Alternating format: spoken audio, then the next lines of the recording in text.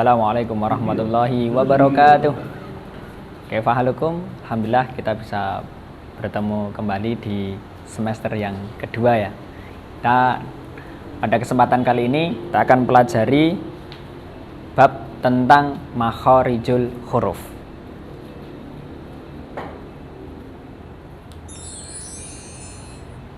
Definisi makharijul huruf. Secara bahasa, makhraj adalah tempat keluar. Secara istilah, makhraj adalah suatu nama tempat yang pada tempat tersebut huruf dibentuk atau diucapkan. Kemudian makharijul huruf yaitu tempat keluarnya huruf pada waktu huruf tersebut dibunyikan. Nah, itu adalah pengertian atau definisi dari makharijul huruf.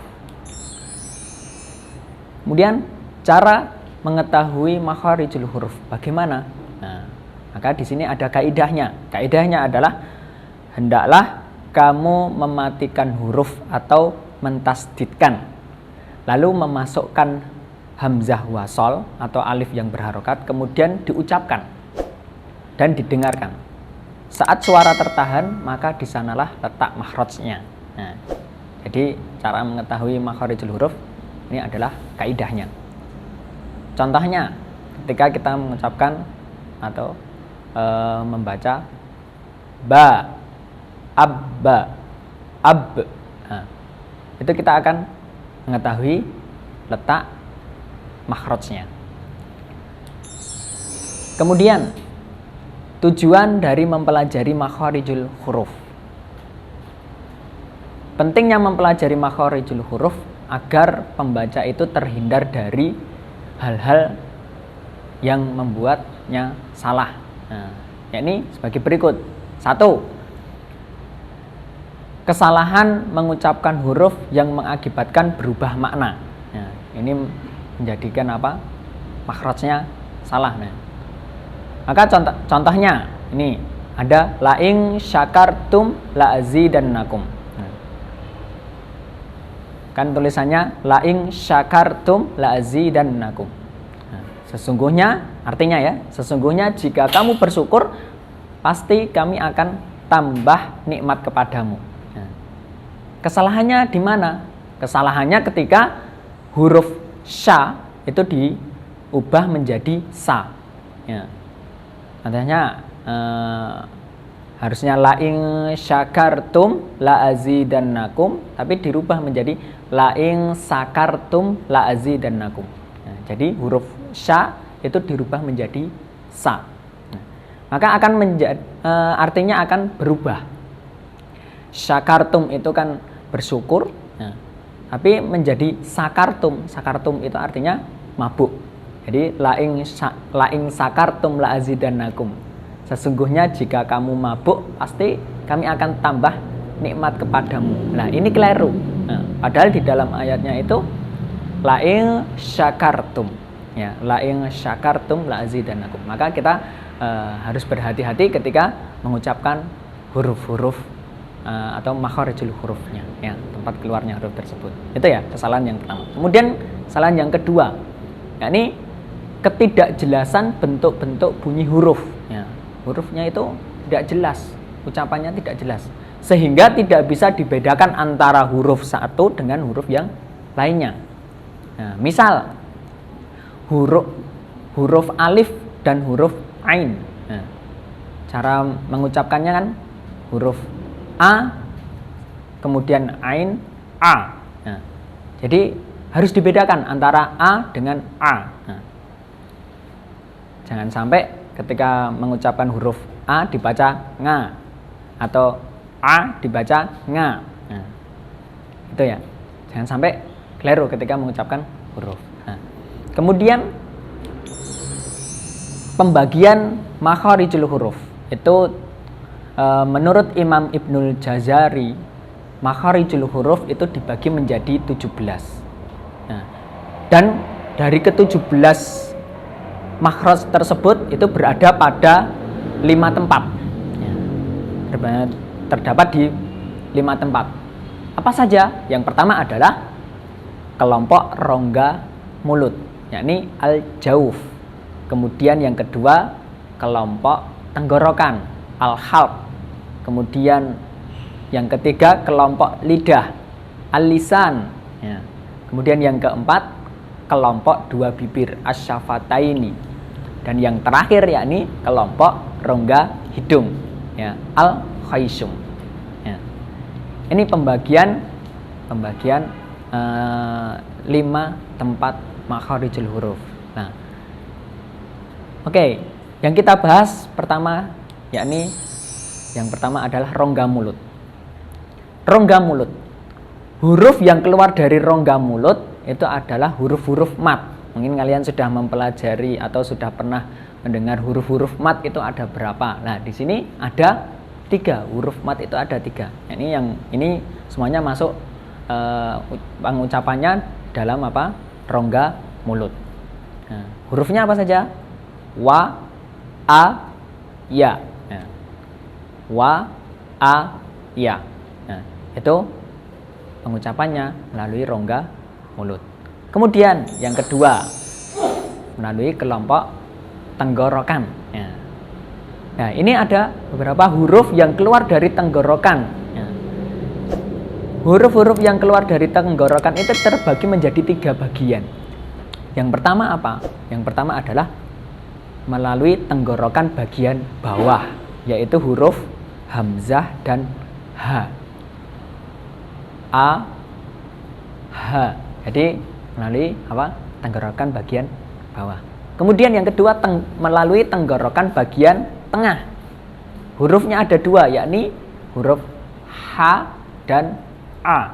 Nah, h dan a. Nah, jadi itu. Kemudian yang ketiga tenggorokan bagian atas, yaitu huruf h sama kho.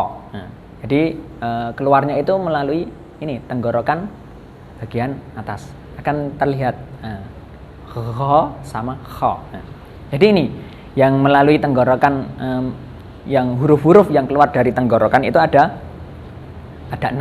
Semuanya totalnya ada 6.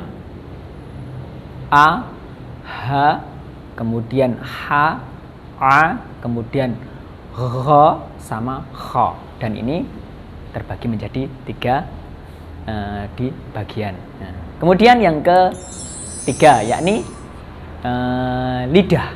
Ya. Huruf-huruf atau makharijul huruf yang keluar dari lidah. Huruf yang keluar dari bagian lidah ini terbagi menjadi 10 bagian. Ya, 10 bagian. Yang pertama adalah keluarnya dari pangkal lidah. Ya, keluarnya dari pangkal lidah dengan mengangkat ke atas langit-langit. Hurufnya ada 1, yakni ko. Nah, ko. Nah, akan terlihat pangkal lidah itu dinaikkan, ya, sampai ke atas langit-langit. Kemudian yang kedua, seperti makhrajnya huruf qaf, namun pangkal lidah itu diturunkan. Hurufnya adalah ka. Nah, jadi pangkal lidah itu agak turun. Nah, ka. Nah. Kemudian yang ketiga, keluar dari tengah lidah bertemu dengan langit-langit. Nah, keluar dari tengah lidah bertemu dengan langit-langit. Hurufnya apa saja? Ya, ja, sya, kemudian ya. Ya. Kemudian yang keempat, ya, yang keempat adalah keluar dari 2 sisi lidah atau salah satunya dan bertemu dengan gigi geraham. Ya, bertemu dengan gigi geraham. Hurufnya adalah huruf do, ya, do. Nah, itu yang keluar dari 2 sisi lidah atau salah satunya. Ya. Kemudian yang kelima, yakni keluar dengan menggerakkan semua lidah dan bertemu dengan ujung-ujung langit-langit. Nah, yakni hurufnya la. Nah. Kemudian yang keenam itu keluar dari ujung lidah di bawah makhraj la, yakni hurufnya adalah huruf na. Kemudian yang ketujuh, keluar dari ujung lidah hampir seperti memasukkan ke punggung lidah. Hurufnya adalah ro. Ya, ro. Ya. Kemudian yang kedelapan, keluar dari ujung lidah bertemu dengan gigi bagian atas. Keluar dari ujung lidah bertemu dengan gigi bagian atas. Ya. Hurufnya adalah to, kemudian da, kemudian ta. Ya. Lidah itu berada di gigi bagian atas. Kemudian yang kesembilan, keluar dari ujung lidah hampir bertemu dengan gigi depan bagian bawah. Gigi depan bagian bawah ya. Hurufnya ya ini ada 3. So, ya, so, kemudian za, kemudian sa. Ya. Kemudian yang di bagian makhraj lidah yang terakhir, yang ke-10, yakni ujung lidah, ya, itu keluar sedikit. Ya, ujung lidah keluar sedikit bertemu dengan ujung gigi depan bagian atas. Hurufnya ada 3, yakni sa, zo, sama za. Sa, zo, sama za. Ya, ini makhraj yang keluar dari lidah ya. Kemudian yang keempat, yakni makharijul huruf yang keempat, yakni melalui 2 bibir ya, melalui asyafatain ya, yakni melalui 2 bibir. Yakni huruf-huruf yang keluar dari bibir 2 bibir itu terbagi menjadi 2 bagian. Yang pertama, keluar dari bibir bagian bawah, bagian dalam bertemu dengan ujung gigi atas ya. Jadi keluar dari bibir bawah, kemudian bagian yang dalam itu bertemu dengan ujung gigi atas ya. Hurufnya ada 1, yakni fa ya. Fa. Kemudian yang kedua, menempelkan antara 2 bibir ya. Menempelkan antara 2 bibir ini hurufnya ada 2 ya, yakni ma dan ba.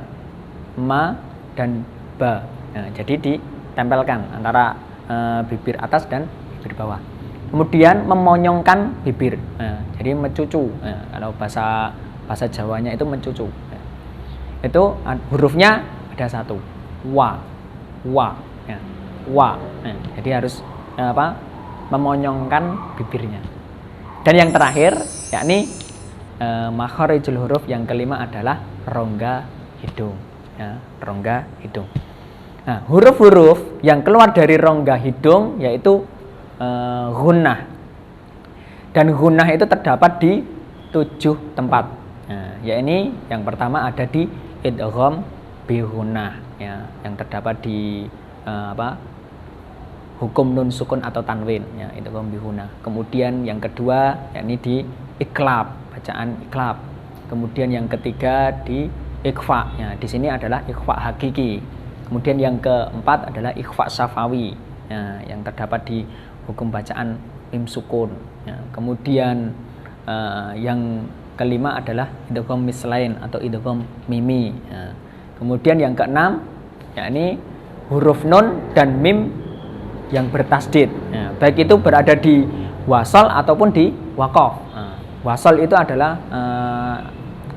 lanjutannya ya, atau di waqaf ya, ketika berhenti ya.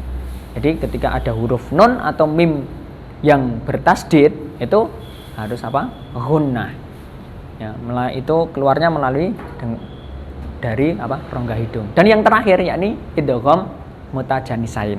Nah, ini yang terdapat di lafaz irkam ma'ana. Nah, itu harus dibaca dengan gunnah, dengung ya.